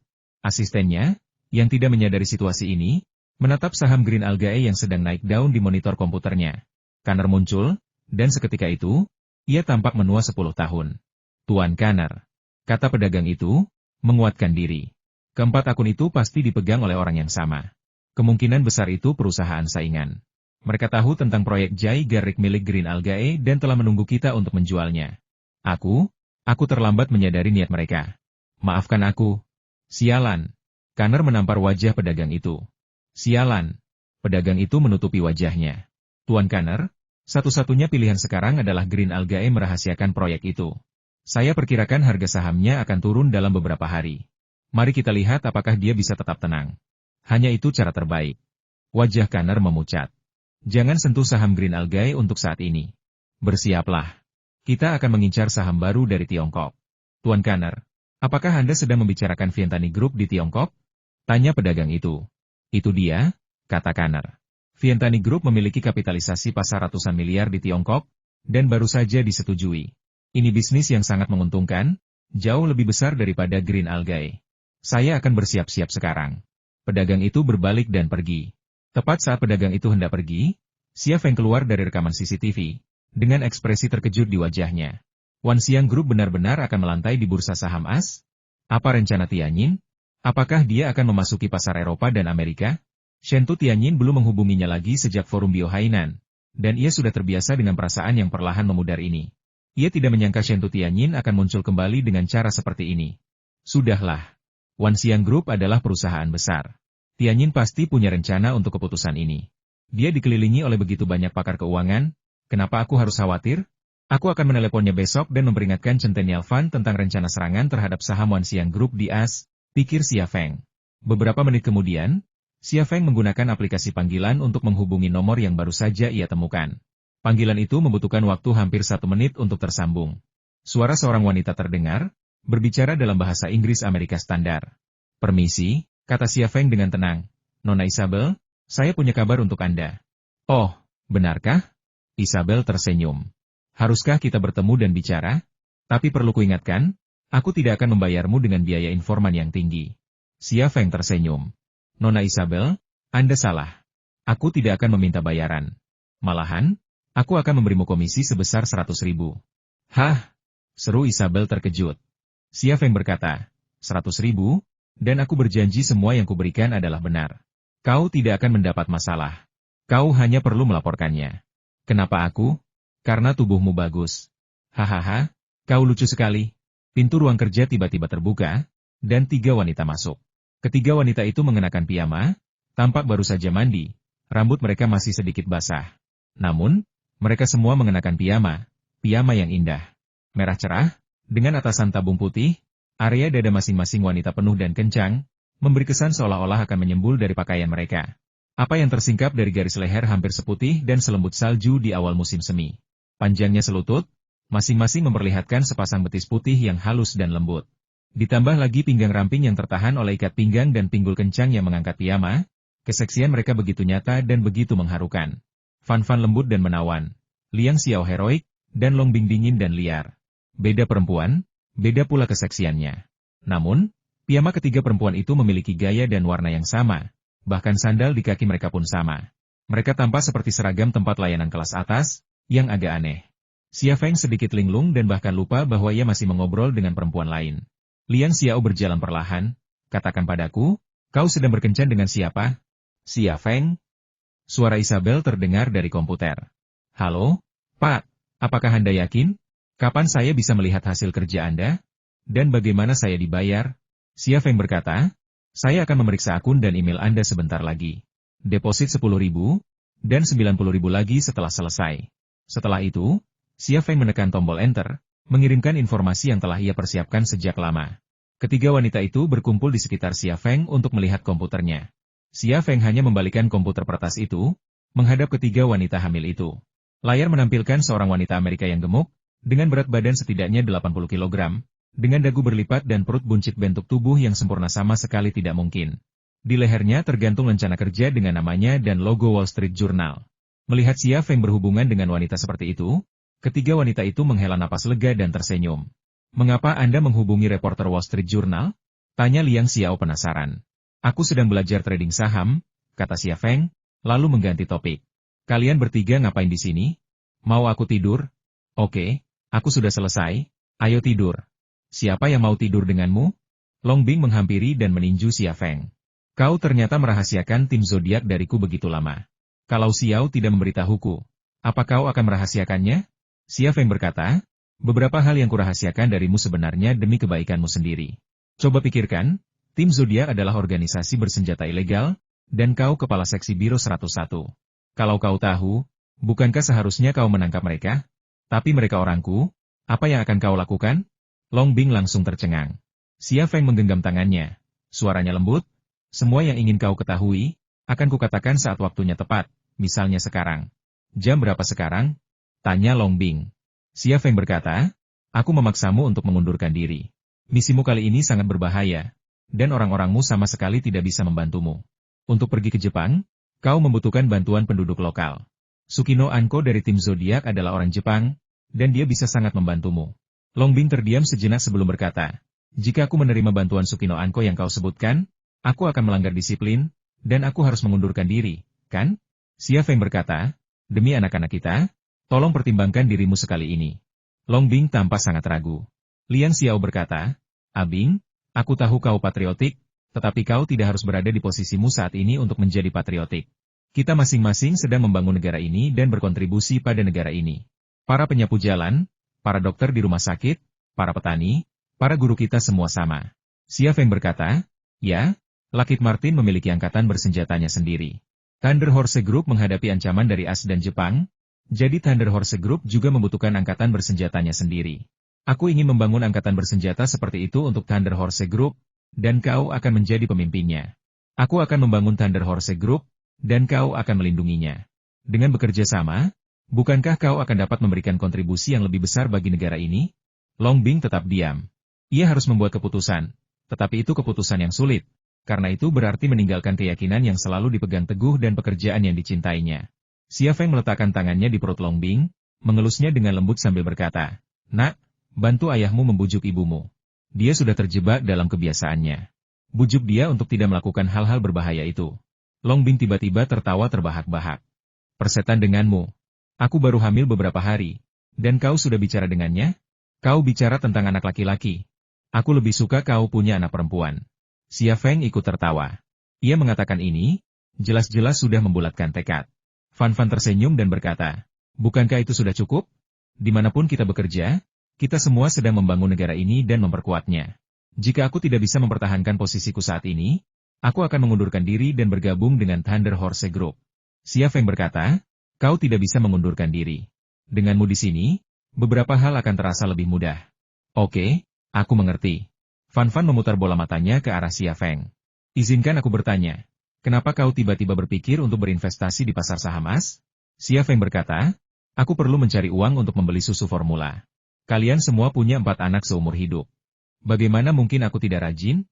Begitu kalimat ini keluar dari mulutnya, ia langsung menarik perhatian ketiga wanita itu. Pemilik Thunder Horse Group membutuhkan susu formula untuk anak-anaknya, dan ia mampu membangun peternakan sapi perah di Mars dan beternak sapi. Apakah ia akan berinvestasi di pasar saham AS untuk membeli susu formula? Xia Feng tersenyum. Baiklah, aku tidak akan menyembunyikan ini darimu. Selain menghasilkan uang, aku juga ingin membuat masalah. Modal Amerika selalu menghasilkan uang di dunia ketiga, tetapi belum pernah sebelumnya modal dunia ketiga menghasilkan uang di AS. Aku ingin menjadi yang pertama. Lagi pula, mereka telah menargetkanku, dan aku selalu bersikap defensif. Aku ingin mengambil inisiatif dan melawan. Itu sebabnya. Tapi kau belum pernah berdagang saham sebelumnya. Bisakah kau melakukannya? Fan Fan bertanya dengan cemas. Xia Feng mengangkat bahu. Aku masih belajar, kan? Kau baru mulai? Liang Xiao tiba-tiba teringat sesuatu. Berapa banyak yang kau investasikan untuk biaya kuliah? Xia Feng berkata, 140 juta dolar. Liang Xiao. Long Bing dan Fan Fan tak kuasa menahan diri untuk saling bertukar pandang. Keduanya wanita dengan ekspresi aneh. Xia Feng tersenyum. Jangan khawatir, kapan aku pernah rugi dalam bisnis? Anak kita akan makan susu bubuk. Ia menguap. Aku ngantuk. Ayo tidur. Kalau ada pertanyaan, bagaimana kalau kita bicara besok? Kami di sini cuma mau ketemu. Setelah ketemu, Kami pulang, ya? Liang Xiao melirik Long Bing dan Fan Fan.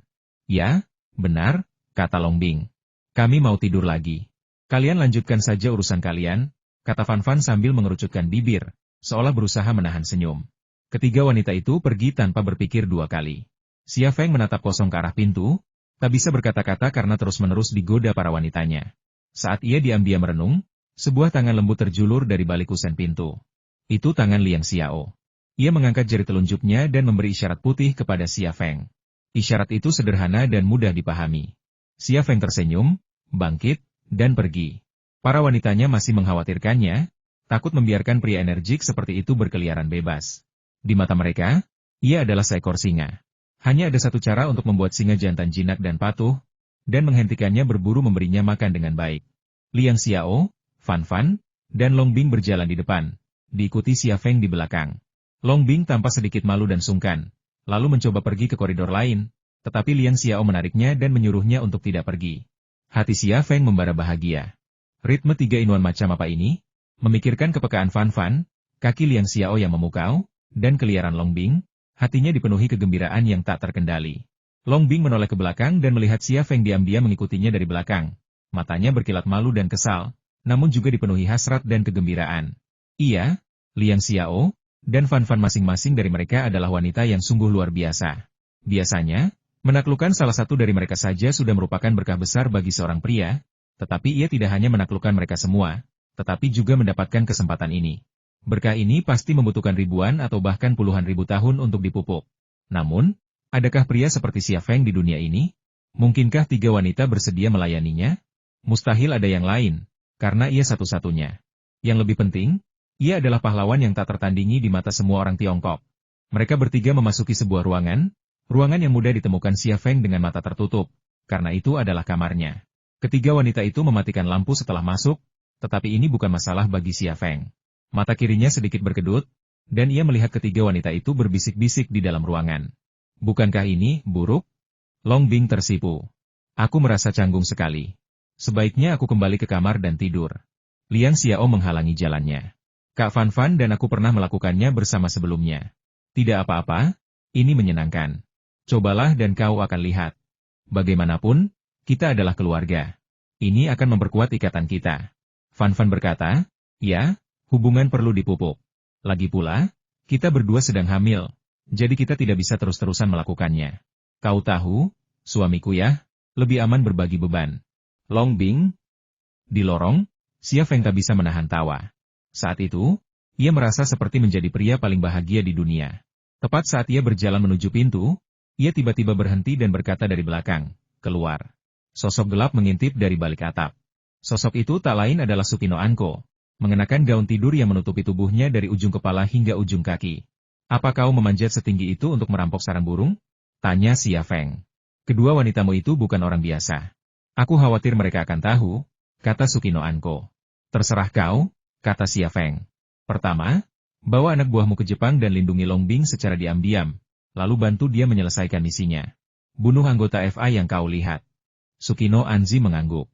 Oke. Aku akan membawa mereka ke Jepang sekarang. Xia Feng melambaikan tangannya.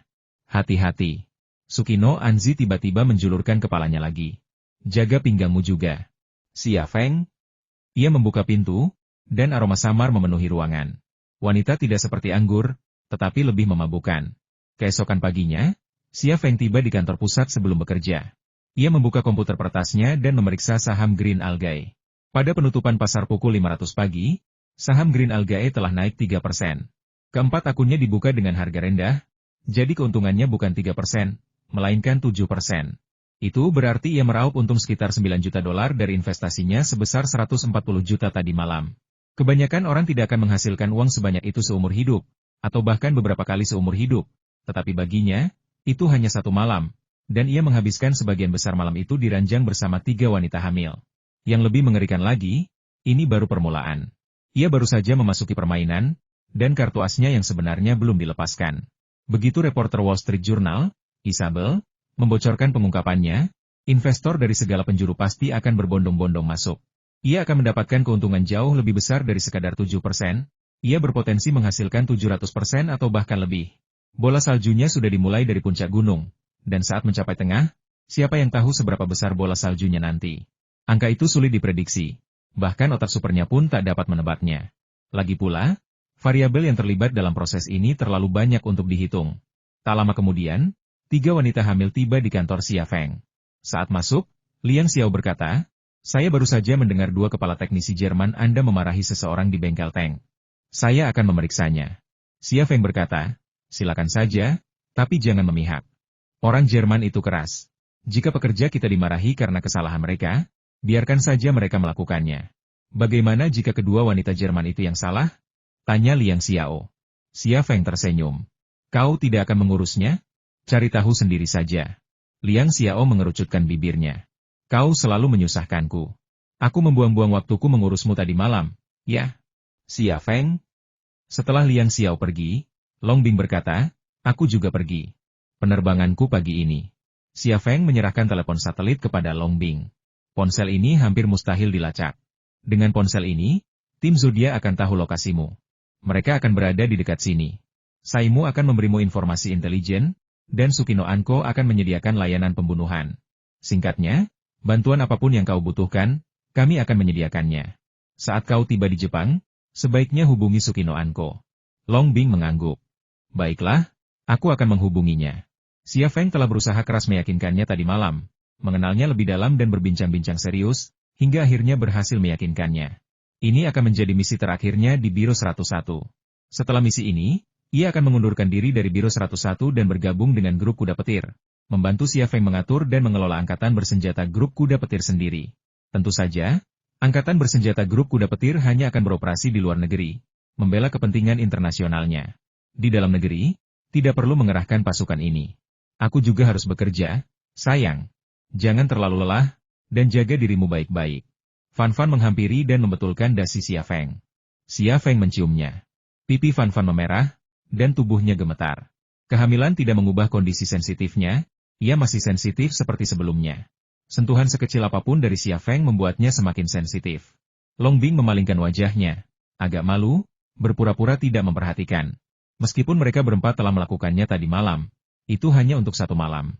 Tidak seperti Liang Xiao dan Fan Fan, yang telah melakukannya berkali-kali sebelumnya, ia membutuhkan waktu untuk menyesuaikan diri.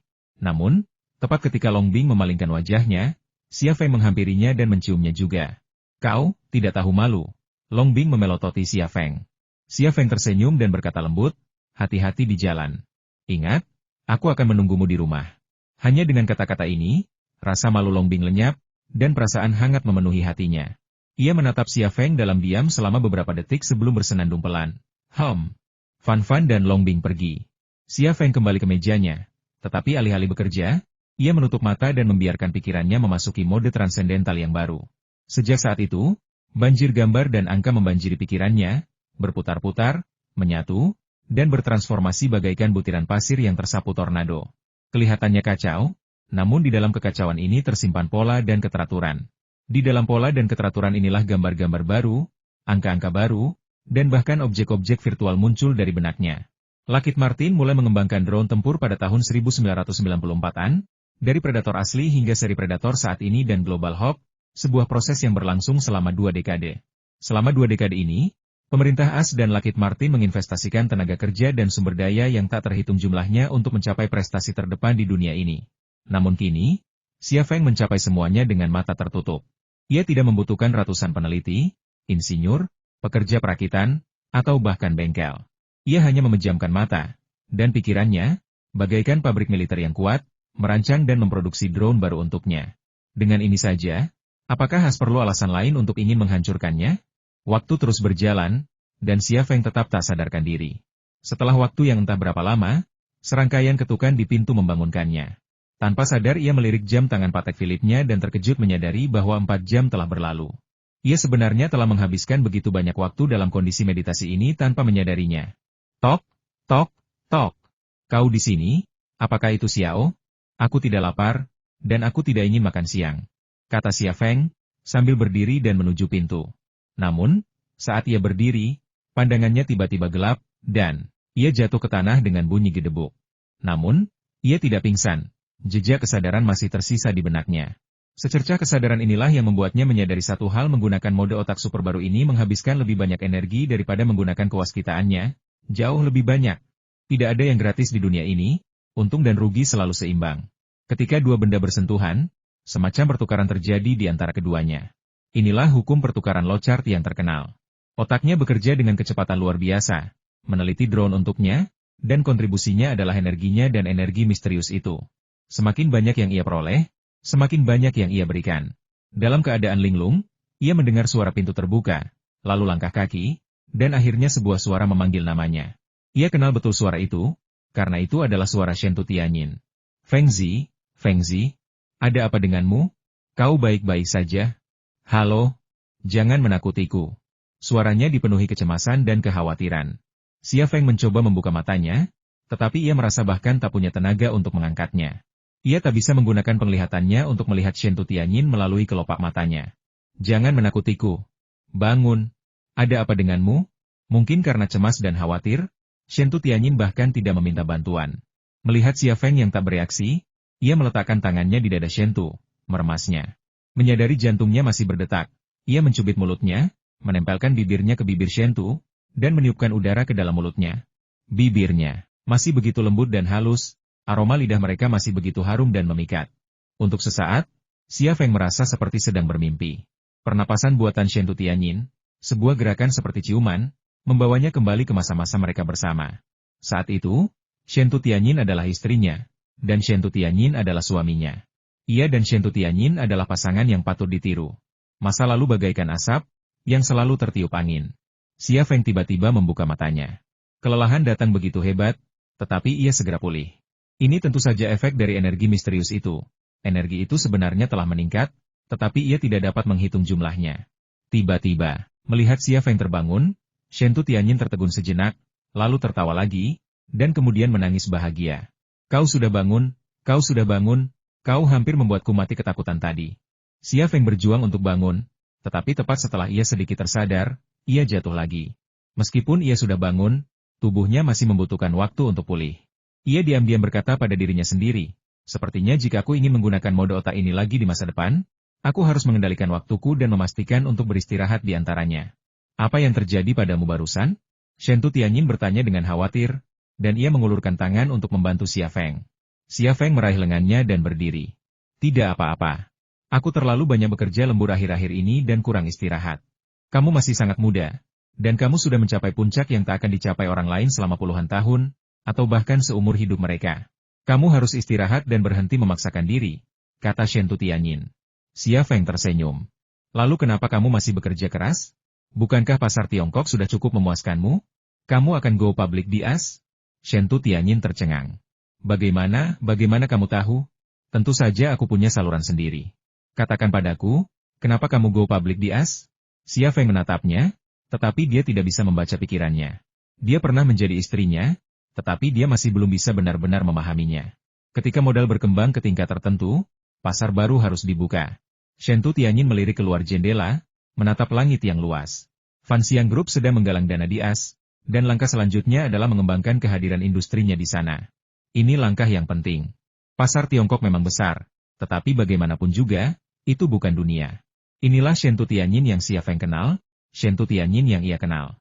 Ambisinya cukup untuk menaklukkan dunia. Apakah salah bagi seorang wanita untuk memiliki ambisi sebesar itu? Atau lebih tepatnya, aspirasi yang agung? Ia tidak berpikir demikian, tetapi ia enggan mengakui bahwa Shen Tutianyin benar. Shen Tutianyin mengalihkan pandangannya dan menatap langsung ke arah Xia Feng. Bukankah kau juga begitu? Pasar Tiongkok begitu besar, tetapi kau masih ingin berekspansi secara internasional. Kau bahkan mengincar Lockheed Martin sebagai pesaingmu, ingin mengalahkannya. Kita sebenarnya orang yang sama, bukan? Aku baru menyadari bahwa kau pasangan yang tepat untukku, dan aku pasangan yang tepat untukmu. Xia Feng tersenyum kecut, bingung harus berkata apa. Jika pernyataannya dilihat dari perspektif ekspansi modal dan pengembangan perusahaan, ia benar. Ia memiliki bakat bisnis yang luar biasa, bakat yang bahkan Xia Feng tak tertandingi.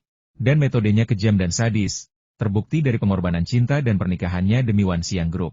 Xia Feng terdiam, dan secercah kesedihan dan kebencian muncul di mata Shen Tutianyin. Suasana di kantor tiba-tiba menjadi hening dan canggung. Keduanya saling menatap, seolah ingin bicara banyak, tetapi mulut mereka tetap tertutup rapat, seolah dilakban. Xia Feng yang pertama kali kehilangan kesabaran. Ia terbatuk kering. Tianyin, silakan duduk. Kau di sini, tapi aku bahkan belum memintamu duduk. Mau minum apa? Aku akan menuangkannya untukmu. Apakah kau bersikap sopan padaku? Shentu Tianyin mengangkat sudut mulutnya dengan ekspresi tidak puas. Xia Feng mengangkat bahu dan berkata sambil tersenyum.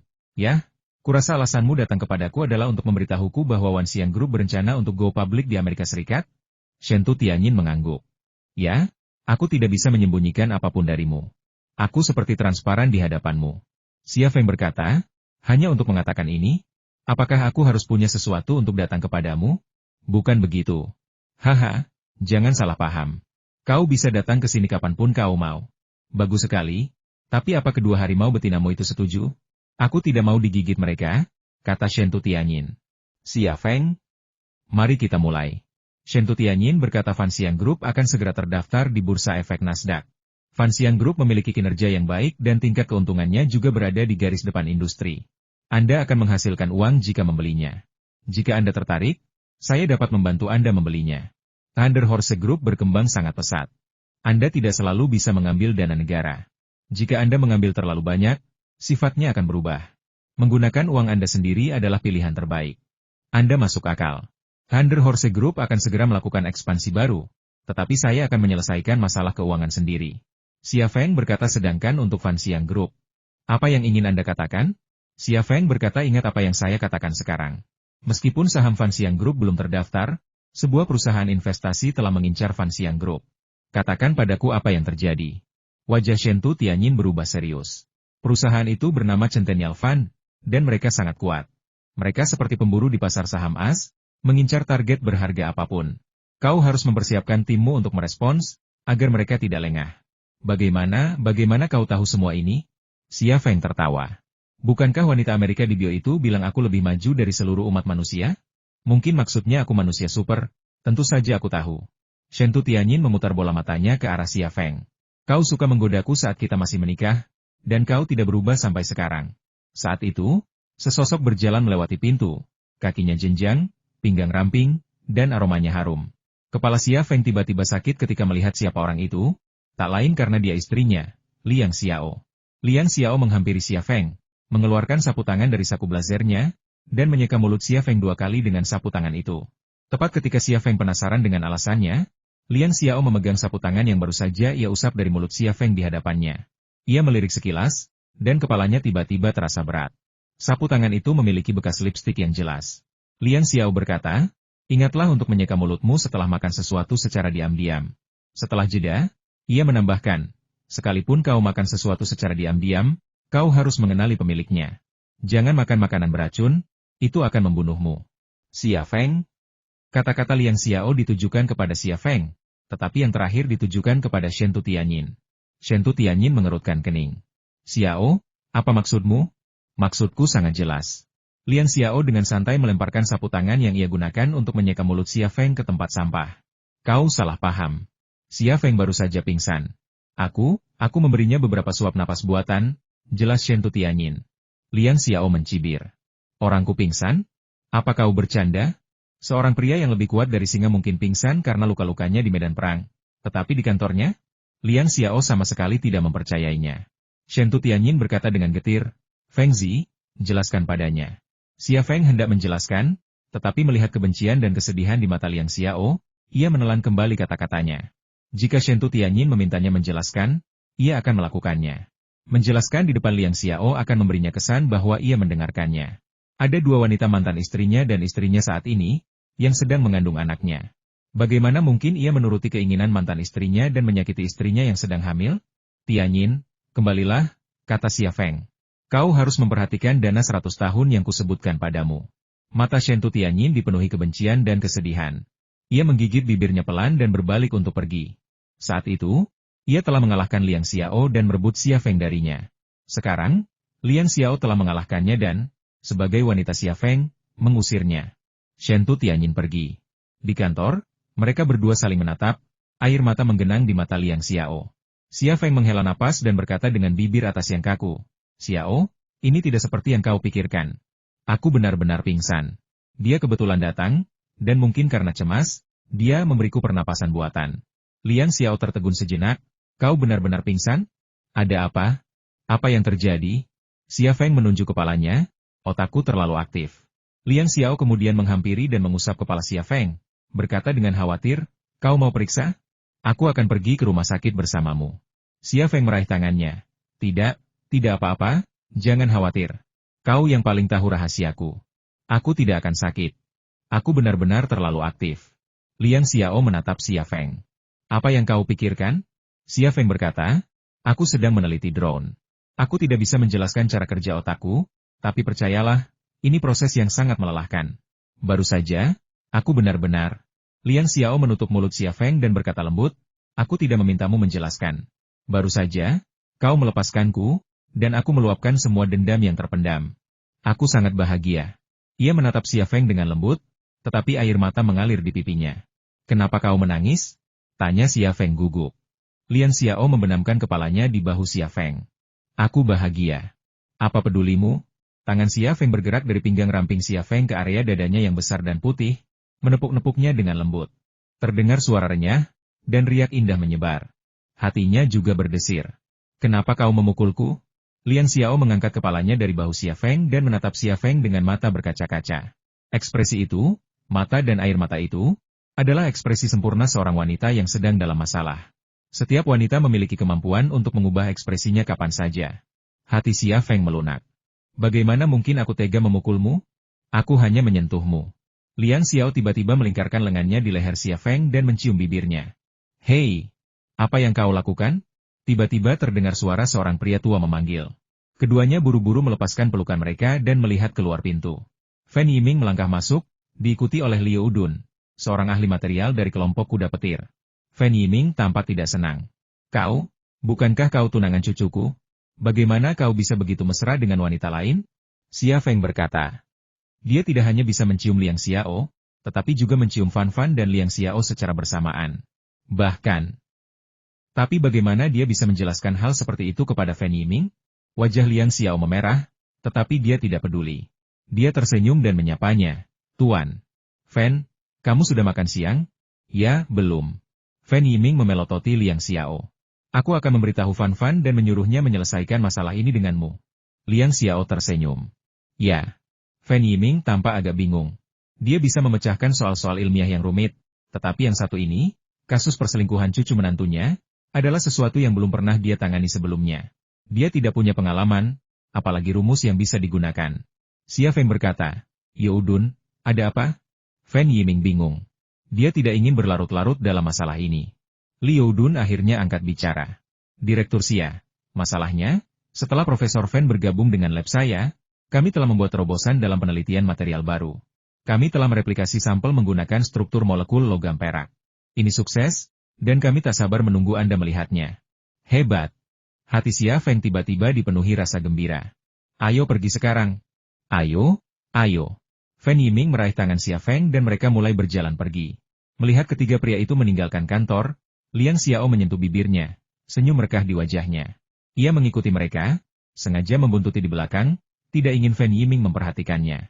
Ia tahu hal seperti itu akan benar-benar dilupakan olehnya dalam hitungan menit. Sementara itu, selama ia tetap berada di luar pandangannya, semuanya akan baik-baik saja.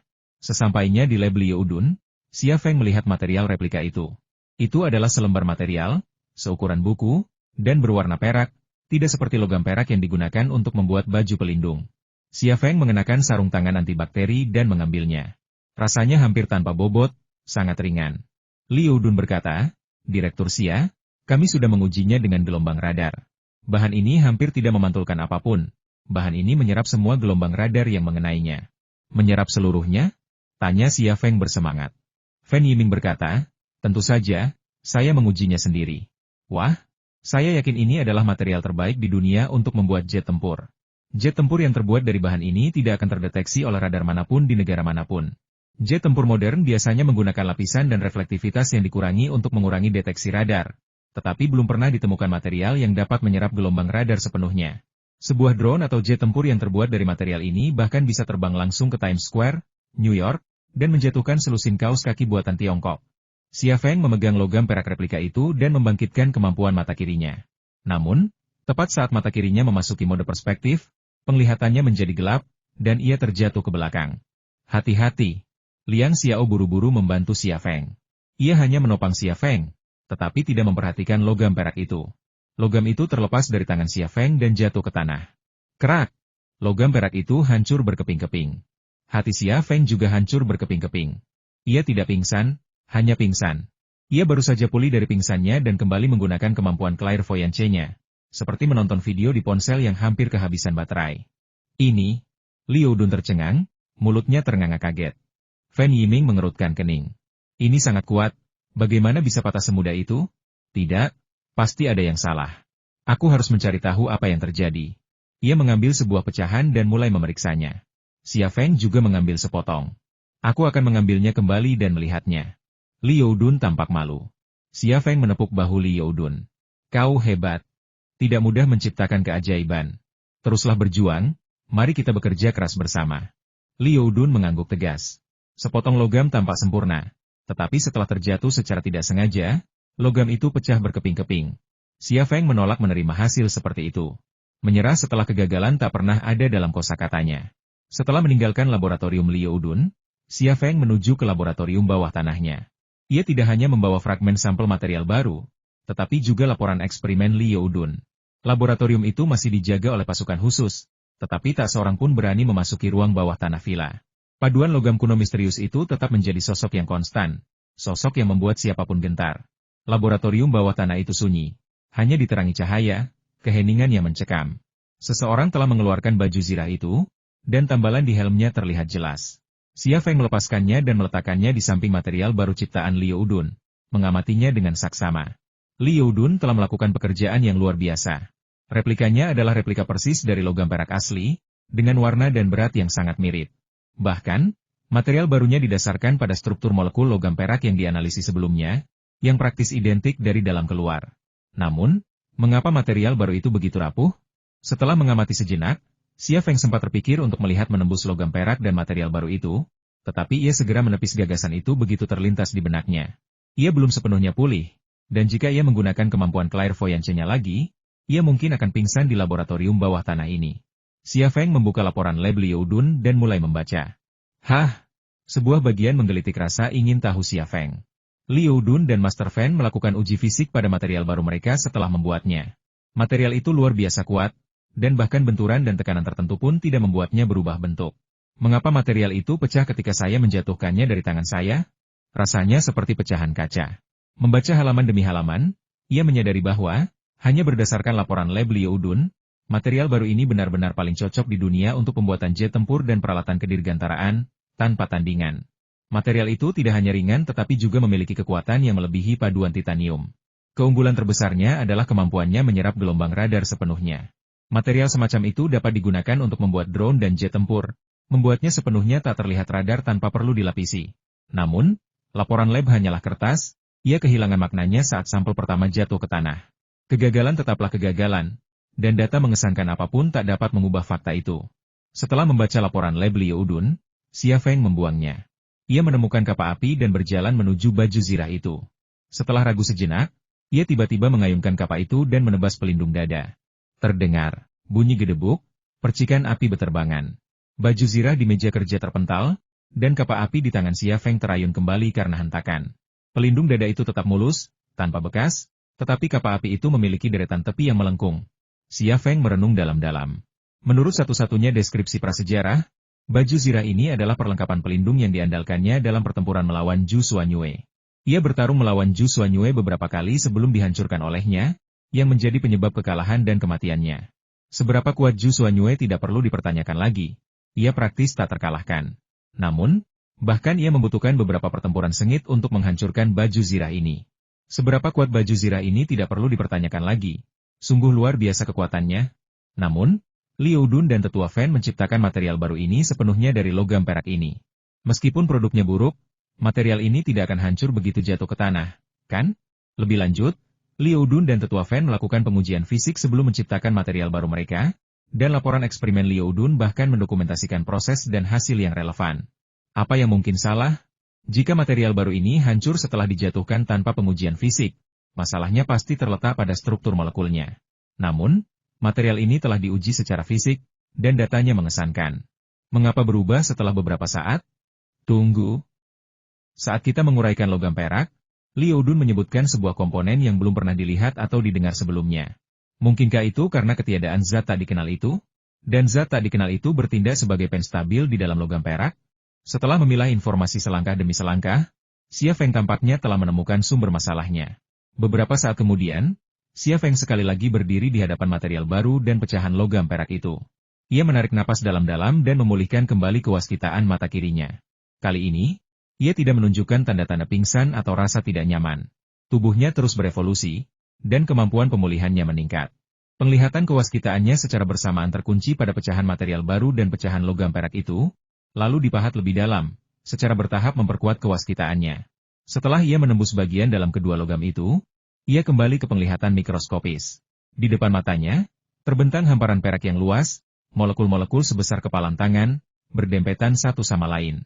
Namun dalam benaknya, itu hanyalah sebuah gambar 3 dimensi tunggal. Alat itu sepenuhnya menampilkan struktur molekul internal kedua logam. Struktur internal kedua logam itu identik. Pada titik ini dalam penelitiannya, Xia Feng telah mencapai jalan buntu. Ia dapat melihat struktur molekul kedua logam, tetapi tidak komposisinya. Tanpa komponen seperti penstabil itu, bahkan jika ia menyalin lebih banyak materi baru, itu akan sia-sia. Aku ingin tahu apakah ini akan berhasil. Xia Feng tiba-tiba mematikan pikiran otonomnya, hanya menyisakan satu pikiran, seperti navigator. Pada saat itu, otaknya memasuki mode baru yang luar biasa. Mode ini menghabiskan banyak energi, tetapi patut dicoba.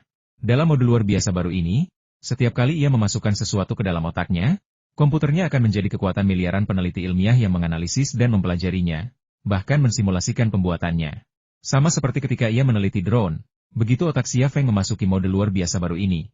Setiap sel otak di otaknya menjadi seperti peneliti ilmiah yang terampil seperti dirinya, menganalisis dan mempelajari kedua logam tersebut. Setiap peneliti ilmiah adalah sebuah kekuatan, dan ketika miliaran peneliti ilmiah berkumpul untuk meneliti, kekuatan ini bagaikan tsunami atau letusan gunung berapi, tak terbendung oleh kekuatan manusia. Pikiran Xia Feng dipenuhi data, struktur molekul, dan bahkan komposisi yang belum sempat ia lihat sebelumnya. Terlebih lagi, otaknya telah menganalisis komposisi yang bahkan Liu Dun pun tak pahami. Dengan kata lain, hanya dalam waktu sesingkat ini, otaknya telah menghasilkan peta lengkap komposisi logam perak. Di antara komponen-komponen ini terdapat karbon, unsur paling melimpah di alam. Ada pula tantalum, logam langka yang sangat diperlukan untuk pengembangan elektronika dan teknologi antariksa. Ada pula tungsten, logam langka yang jika dipadukan dengan karbon, dapat menghasilkan logam terkeras di dunia, emas tungsten. Akhirnya, sebuah komponen yang belum pernah ada sebelumnya muncul di benak Xia Feng. Namun, komponen itu bukanlah logam langka, juga bukan unsur lain di dunia. Melainkan, itu adalah zat energi berkilauan yang ada di dalam Zhu Xuanyue dan otaknya. Dan itu adalah penstabil logam perak ini. Semua komponen muncul, dan otaknya mulai mensimulasikan zat perak. Satu demi satu elemen dicampur bersama, dan akhirnya, zat energi itu muncul. Itu seperti bahan rahasia yang dikuasai oleh seorang pandai besi. Ditambahkan pada saat yang paling kritis, pedang yang ditempa adalah pedang yang tak tertandingi. Tanpanya, itu hanya akan menjadi besi tua. Benar saja, beberapa menit kemudian, sepotong logam perak yang identik dengan baju besi itu sendiri muncul dari otaknya, bukan besi tua yang hancur saat dijatuhkan. Xia Feng membuka matanya, lalu kakinya lemas dan dia jatuh ke tanah. Untungnya, dia telah menghentikan mode otak super barunya tepat waktu. Jika dia lebih lambat, dia akan pingsan di laboratorium bawah tanah ini. Xia Feng berbaring diam di tanah, menunggu tubuh dan pikirannya pulih, merenungkan pertanyaan-pertanyaan baru. Aku tak pernah menyangka zat terpenting adalah ini. Apa sebenarnya itu? Zhu Xuanyue membutuhkannya untuk hidup kembali. Aku juga memilikinya di otakku, tetapi jumlahnya jauh lebih sedikit daripada yang dimiliki Zhu Xuanyue. Zhu Xuanyue mengonsumsi otak atau jiwa manusia, jika kau mau untuk mengisi kembali zat energi misterius itu. Mungkinkah, di mata Zhu Xuanyue, kita manusia hanyalah tambang? Ataukah bumi ini hanyalah ladang baginya dan kaumnya? Ia dan kaumnya membutuhkan zat ini untuk bertahan hidup. Dan peradaban yang ia dan kaumnya dibangun di atas zat misterius ini? Apakah pertanyaan-pertanyaan ini nyata? Xia Feng tidak tahu, tetapi ia tak bisa berhenti memikirkannya. Pikiran-pikiran ini membuatnya ketakutan dan teror. 1 jam kemudian, Xia Feng bangkit dari tanah. Kali ini, ia menyingkirkan logam perak misterius itu dan berfokus sepenuhnya pada material baru yang diciptakan Liu Dun. Ia kemudian memasuki mode otak super baru, melakukan analisis dan simulasi manufaktur. Setelah beberapa saat, ia keluar dari mode otak super baru tersebut. Ia terhuyung 2 kali, hampir jatuh ke tanah, tetapi ia segera membungkukkan tubuh bagian atasnya di atas meja kerja agar tidak roboh. Penggunaan mode otak super yang terus-menerus telah melelahkannya secara mental dan fisik. Namun, senyum tersungging di wajahnya, karena ia telah menemukan solusi untuk masalah yang belum dapat dipecahkan oleh Liu Udun dan Fan Yiming. Sekarang, ia hanya perlu menambahkan unsur baru ke dalam daftar bahan material baru tersebut untuk menciptakan tiruan logam perak yang tidak akan cepat lapuk. Kedua unsur ini bukanlah logam langka, melainkan unsur yang sangat umum kalsium. Menurut hasil simulasi mode otak super, jika bahan, proses manufaktur, dan teknik yang ada di benaknya diikuti, Le5 Group akan memiliki material baru dengan 30% dari keseluruhan sifat logam perak. Meskipun hanya memiliki 30% dari keseluruhan kinerjanya, material tersebut tetap merupakan material baru paling sempurna di dunia untuk pembuatan jet tempur dan peralatan kedirgantaraan. Xia Feng menuliskan daftar bahan dan proses manufaktur, tetapi kemudian membakarnya. Ia baru saja memperoleh sesuatu yang dapat mengarah pada revolusi material. Mencoretnya di selembar kertas dan menyerahkannya kepada Liu Udun bukanlah langkah yang aman. Bukannya ia tidak percaya pada Liu Udun, melainkan karena Liu Udun tidak mampu melindungi rahasia seperti itu. Melambung ke langit saat malam tiba, Fan Fan memasuki gerbang kediaman Ping An. Ia melihat Liang Xiao sedang berlatih Wing Chun di halaman. Di bawah cahaya redup, setiap pukulan dan tendangannya tampak indah. Dari sudut manapun, foto itu merupakan karya seni yang memukau, panorama 360 derajat yang sesungguhnya. Fan Fan berjalan mendekat dan berkata sambil tersenyum, "Xiao, kau terlihat sangat cantik saat berlatih tinju. Aku ingin belajar darimu." Liang Xiao menyingkirkan tinju dan kakinya lalu berkata sambil tersenyum, "Kak Fan Fan, sudah makan?" "Ya." Fan Fan melirik ke satu arah. "Di mana dia?" Liang Xiao berkata, "Dia masih di laboratorium bawah tanahnya. Aku tidak bisa masuk ke sana, dan aku tidak berani memanggilnya untuk mengajaknya makan."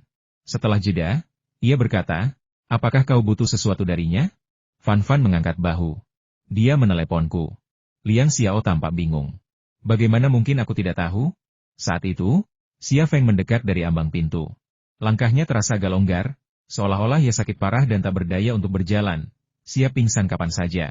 Namun, ia tampak sangat bersemangat, dan senyum tersungging di wajahnya. "Ada apa?" tanya Liang Xiao dan Fan Fan hampir bersamaan, lalu bergegas menghampiri, menopang Xia Feng di kedua sisi.